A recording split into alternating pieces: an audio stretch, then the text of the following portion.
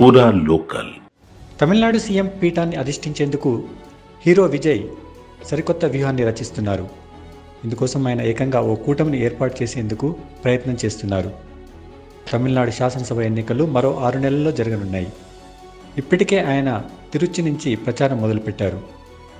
ప్రతి శనివారం పలు జిల్లాల్లో పర్యటించేందుకు ఆయన ఇప్పటికే ప్లాన్స్ కూడా సిద్ధం చేసుకున్నారు. సినిమాలతో తనకొచ్చిన క్రేజ్తో యువతను ఆకర్షించడంతో పాటు ప్రస్తుతం పార్టీ సిద్ధాంతాలతో పేద బడుగు వర్గాల వారికి దగ్గరవుతున్నారు. ఇతర పార్టీల వారిని తన వైపు తిప్పుకునేలా వ్యూహాన్ని రచిస్తున్నారు. డిఎంకే, అన్నాడీఎంకే కూటములకు ధీటుగా మరో కొత్త కూటమిని ఏర్పాటు చేసేందుకు ప్రయత్నిస్తున్నారు.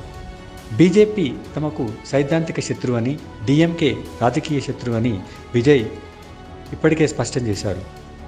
కూటమి ఏర్పాటు చేస్తే ఈ రెండింటికి వ్యతిరేకంగానే ఉంటుందని స్పష్టం చేశారు. 2026 ఎన్నికల్లో పోటీ వేరుగానే అని స్పష్టం చేస్తూనే తన కూటమిలో చేరేవారికి అధికార భాగస్వామ్యం అంటూ కీలక ప్రకటన చేశారు.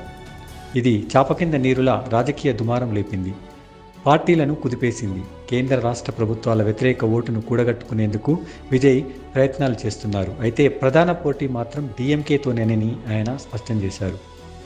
టీవీకే నుంచి తానే ముఖ్యమంత్రి అభ్యర్థిగానని ఉంటానని విజయ్ ఇప్పటికే ప్రకటించారు.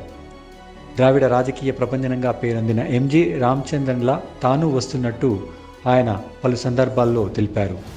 ద్రావిడ ఓటు బ్యాంకు తన వెంట వస్తుందనే ఆశాభావంతో ఆయన ముందుకు వెళ్తున్నారు.